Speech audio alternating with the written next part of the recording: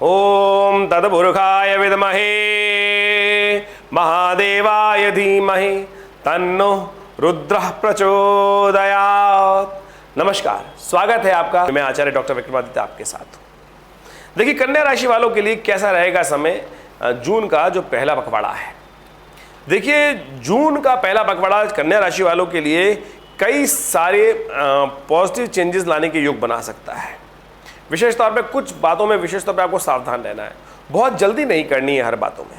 देखिए, कन्या राशि वालों, आपकी तो राशि बड़ी धीर वीर गंभीर वाली है, इस बात का ध्यान रखें। लेकिन आजकल आपके मनोमस्तिष्क में बड़ी जल्दी चल रही है। हर चीज़ में जवाब बहुत जल्दी देना, हर कार्य को करने की बहुत जल्दी रहना, हिम्मत हो नहीं पा रही है, लेकिन अंदर से आकुलाहट ज़्यादा है और वो आपके लिए कुछ परेशानी उत्पन्न कर सकती है। और उसके अंदर क्या होता है कि जल्दी काम, एक पुरानी कहावत है कि जल्दी का काम किसका?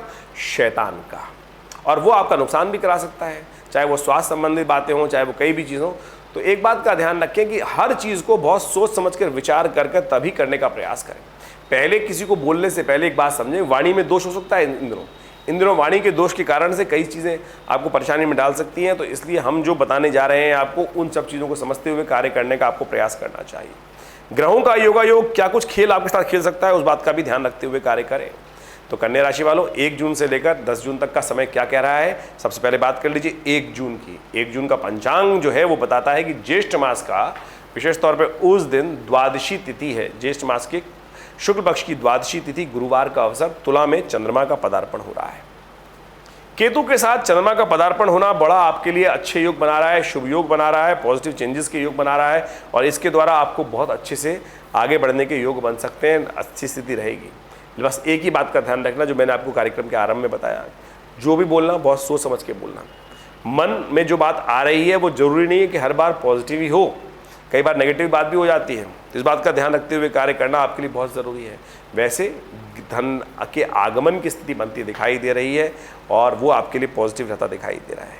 इस दिन प्रदोष है और प्रदोष भी कौन सा है? गुरु प्रदोष है। तो आपको विशेष तौर पर क्या करना चाहिए? भगवान शिव का ध्यान करना चाहिए। थोड़ा जल में थोड़ा सा केसर मिलाकर या दूध में केसर मिलाकर भगवान शिव का अभिषेक करें। ब्राह्मणों के द्वारा भगवान का अभिषेक कराना बहुत शुभ रहेगा, क्योंकि गुरु प्रदोष है। ज्ञान के द्वारा गुरुजन की कृपा से, भगवान शिव की कृपा से कल्याण के योग बनेंगे। चंपक द्वादशी है, चंपा के पुष्प भगवान का पूजन करें, ये भी आपके लिए अनुकूल स्थिति बनेगी।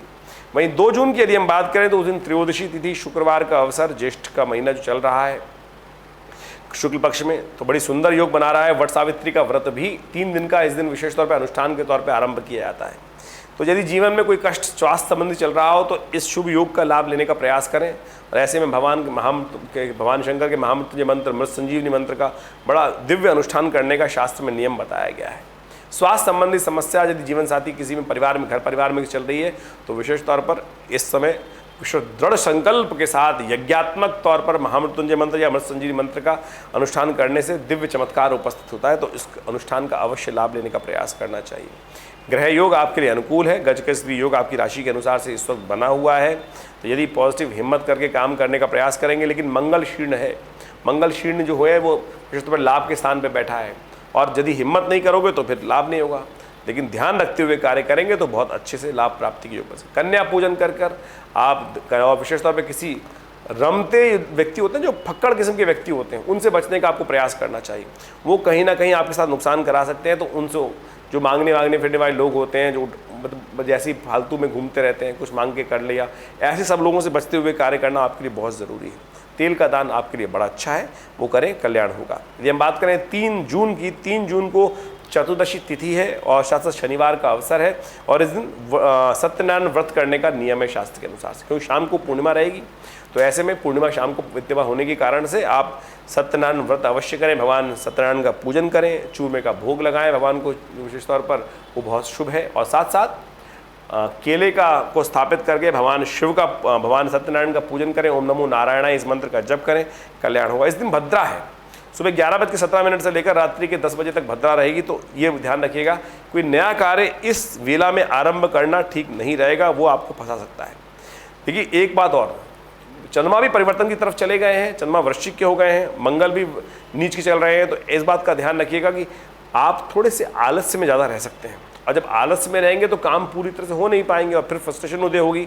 तो कोशिश ये करें, थोड़ी सी एनर्जी को बढ़ाने का प्रयास करें। ग्रह योग दिखा रहे हैं कि थोड़े खर्चे आप ज़्यादा कर सकते हैं, तो खर्चों को बैलेंस करते हुए कार्य करने का आपको प्रयास करना चाहिए, अन्यथा आपके मनोमस्तिष्क में नेगेटिविटी हो सकती है। 4 तारीख की हम बात करें, 4 जून की, तो उस दिन ज्येष्ठ मास की पूर्णिमा है और उस दिन रविवार का शुभ अवसर भी पड़ रहा है। तो ऐसे में बहुत पुण्यों का समय है।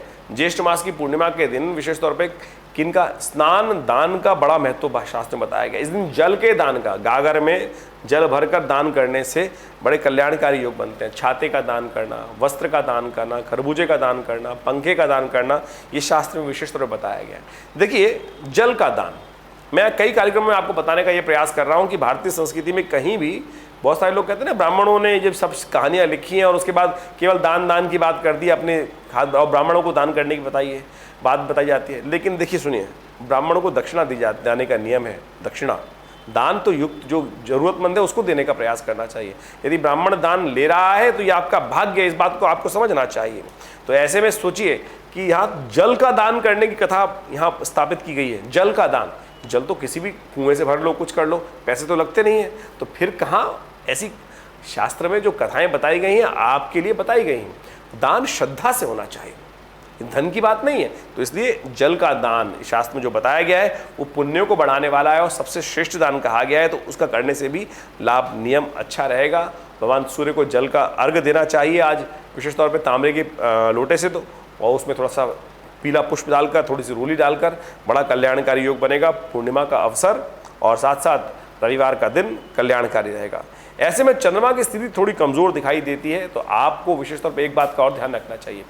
खीर का भोग लगाकर भगवान विष्णु को और या शिव को फिर आप उसका प्रसाद ग्रहण करें। ऐसे में मनोमस्तिष्क में पॉजिटिव चेंजेस आने के योग बनेंगे। नहीं तो थोड़े आलस ज़्यादा रहेगा, मन में काम करने को मन कम लगेगा और परिवार में उसकी वजह से अनबन होने के योग बन सकते हैं और उसके लिए कई बातें आपको सुननी भी पड़ सकती है। इस बात का ध्यान रखें। वहीं 5 जून की यदि हम बात करें तो 5 जून को जो है पंचांग में मास परिवर्तन की तिथि आ रही है। उस दिन प्रतिपदा तिथि है, द्वादशी तिथि दोनों एक साथ हैं। आषाढ़ मास के कृष्ण पक्ष की प्रतिपदा और द्वितीया तिथि दोनों एक साथ हैं। सोमवार का अवसर है और ये जब तिथि क्षय हो रही हो तो कहा जाता है नया कार्य आरंभ करने के लिए तिथि अच्छी नहीं है। उस दिन गणमूल नक्षत्र विद्यमान है, तो ये बात का ध्यान रखिएगा। जो लोग जातक उस दिन जन्म लें उनकी मूल शांति अवश्य कराइएगा। और चंद्रमा का परिवर्तन पॉजिटिव हो रहा है, ये आपके लिए बड़ा अच्छा है। ये विशेष तौर पर दिखा रहा है कि थोड़ा सा कहीं ना कहीं से लाभ की स्थिति आपके लिए अच्छी प्रशस्त रहेगी। थोड़ी हिम्मत करके आपके पॉजिटिव मनोविचार में भी पॉजिटिव चेंजेस आने के योग बनेंगे। सुबह सुबह भगवान शिव का ध्यान कर कर आप कार्य को आरंभ करें, बड़ा कल्याणकारी योग बनेगा। 6 जून की यदि हम बात करें तो 6 जून को मंगलवार है और उस दिन तृतीया तिथि है आषाढ़ मास की, और उस दिन भद्रा विद्यमान रहेगी। दोपहर को 2:20 से लेकर शाम तक भद्रा रहेगी। तो नया कार्य शाम के समय ना करें, सुबह सुबह नए कार्य जो भी कार्य करने हैं उनको निपटाने का प्रयास करें। विशेष तौर पर ध्यान रखें। आगमन के योग बनते दिखाई दे रहे हैं, पॉजिटिव चेंजेस रहेंगे, समय अच्छा रहेगा और बड़े लोगों से, कुछ अच्छे लोगों से मुलाकात होने के योग बन सकते हैं और नौकरी इत्यादि में भी कुछ पॉजिटिव चेंजेस आने के योग बन पाएंगे। तो आपको प्रयास करना चाहिए। 7 जून की यदि हम बात करें तो 7 जून को चतुर्थी तिथि है, बुधवार का अवसर है। बुधवार और चतुर्थी, गणेश चतुर्थी और बुधवार का यदि योग पड़ जाए तो ये बहुत शुभ तिथि बन जाती है, विघ्न को दूर करने वाली तिथि। भगवान कृष्ण का मंत्र जप करें, भगवान गणेश का मंत्र जप करें, भगवान गणेश को पीले पुष्प अर्पित करें, लड्डुओं का भोग लगाएं, उससे कल्याणकारी योग बनेंगे।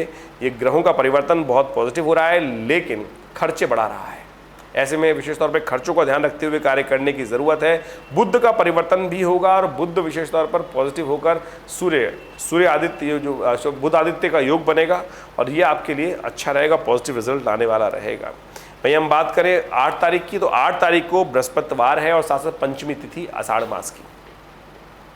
ग्रहों का नक्षत्र का जो योग है वो आपके लिए पॉजिटिव चेंजेस करता दिखाई दे रहा है। मंगल, शुक्र और साथ में चंद्रमा की युति एक इस प्रकार की बन रही है कि जो आपके अंदर पॉजिटिव उम्मीद जगा सकता है।